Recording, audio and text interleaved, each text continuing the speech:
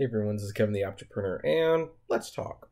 You know, every time Uber does a stupid thing, which is quite frankly very often, I get a lot of comments, emails like, oh, if only people would strike one day, if only they would all organize and take a specific time to not drive, it would certainly show Uber. And I have always poo-pooed the idea because I don't think you get enough people to do it, frankly. And I'm not sure how much not driving for one day would actually do.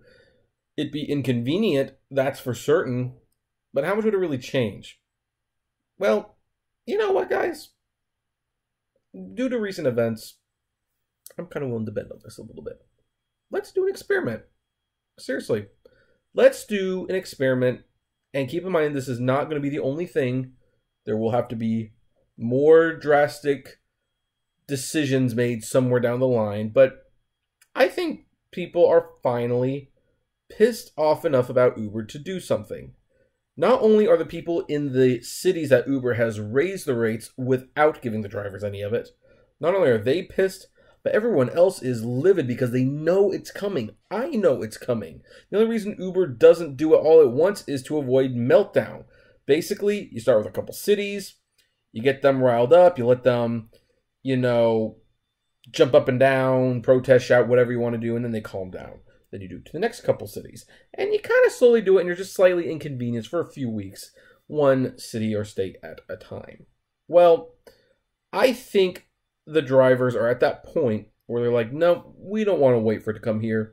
We want to let you know now that we're upset. Even though nothing's happened yet for us, we don't like this, we know it's coming, and we're not going to deal with it. In fact, I think similar protesting as well as total gaming of the system is what largely killed the alternate surge pricing that I think Uber was going to launch sometime this year, and yet it really hasn't expanded because the drivers really stuck it to them. And Uber won't admit it, but the drivers killed that alternate surge pricing, I think, by basically doing everything that Uber didn't want them to do. And then they realized, yeah, we can't change this because the drivers are just going to screw us on a national scale. So, what am I talking about? Well, you saw the title of the video. Here it is. On St. Patrick's Day, that's just green. That's the only reason I'm showing it. Get ready. You're not turning the Uber app. You're not driving for Uber on St. Patrick's Day. Don't even turn it on. Don't look at it. Only drive for Lyft or take the night off. It's that simple. I mean, here's the thing.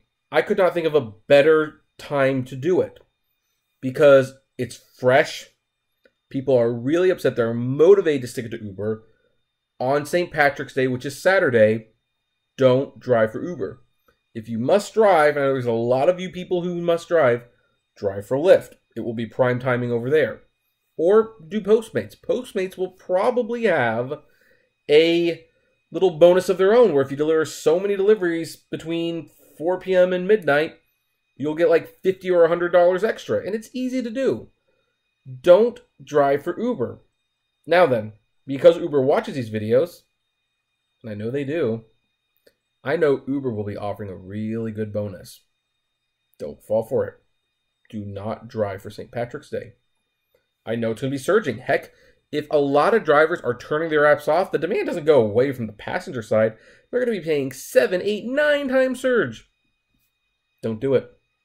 Let the news get out that people are paying exorbitant prices on their Uber rides on St. Patrick's Day. Because here's the thing. If this succeeds, we can come back and we can protest more efficiently. We can start going to the green hubs and to the media and saying, hey, guess what? We hurt Uber on St. Patrick's Day and we inconvenience everyone. We can do it again. We can do it regularly too if we want. So here's the thing. You want to start an Uber protest? You want to start a strike? You want to start a delete Uber? A hashtag paydriversfare starts on Saturday. Don't drive on St. Patrick's Day. Not even for a 9.9 times surge. Yes, that's a lot of money. And yes, I know it's hard to say no to it, believe me. But you want to prove a point. Long term, you want to prove a point. And if you drive for that surge, you're just as short-sighted as Uber is right now. It's time to show Uber you're serious. And if they have a terrible St. Patrick's Day, I will come back on Sunday, maybe Monday, and I will discuss the next step of the plan. Because this is going to take a while, and you have to be consistent, and you have to just do what you can. You have to do this many, many times. Uber's not going to listen to just one day. But if you at least hurt them on St. Patrick's Day, you've got their attention, and we can start with the next step. And if you kind of want an idea of what the next step is, I'm going to link to the Rideshare Guy's blog post below. It's a very interesting read, and he gives many, many, many different opinions on and solutions on how you can properly protest. And it's a fascinating read, but let's just say a lot of timed breaks, which involve parking in front of Uber green light hubs and Uber offices themselves with protest signs, are definitely in the cards. Heck, with the timed breaks, I would even like to, I will make a video explaining what I think would be a real funny thing, so you can kind of do it all day and theoretically not get in trouble for it. You know what I'm saying? So let's finally together. Let's finally end this together. Let's hurt Uber. And it starts with not driving on St. Patrick's Day. That's where it starts. If you drive on St. Patrick's Day, I can't help you. I cannot help you at that point. You've made it clear that you're not in it for the long haul. You make it clear that you are not willing to sacrifice even just a little bit in the short term for the greater good of the long term. So don't drive on St. Patrick's Day. For the record, I will be at a singles party. Well, it's not a singles party, actually. It's a new couples party at church. That's what I'll be doing on St. Patrick's Day. I'll be helping some friends there host it. So that's what I'll be doing on St. Patrick's Day. And after it's over, I will turn on the Lyft app. And I will not turn Uber on. I won't even look at the Uber app. Heck, you know what? On St. Patrick's Day, I'll even show you. I will take it off the phone. I'll take it off the shortcut screen at the very least. It's kind of a hassle to reinstall it, but I will take it off the phone. You'll see it won't even be in sight for the time being. And I would recommend everyone do the same. I mean, I'm not saying you have to permanently stop driving for Uber tomorrow, because there's a lot of people who just can't stop driving for Uber. I'm kind of one of them. I need a little extra money right now. Finances are not great, to be frank.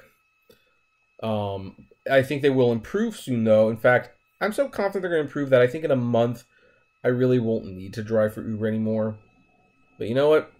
Even though I need the money, I will join you guys. I won't drive St. Patrick's Day. So, there you have it. What do you folks think? Are you all in this? Let me know. Comment below. And like, favorite, share, subscribe. Especially share this video. Share with as many people as you know, and let them know St. Patrick's Day is officially the first day of just not driving for Uber because we specifically disagree. And also, email Uber and let them know why you're not driving for them on St. Patrick's Day. Let them know. Let them know what's coming, and let them see it fall apart. I'm the entrepreneur. Flame responsibly. Have a good one.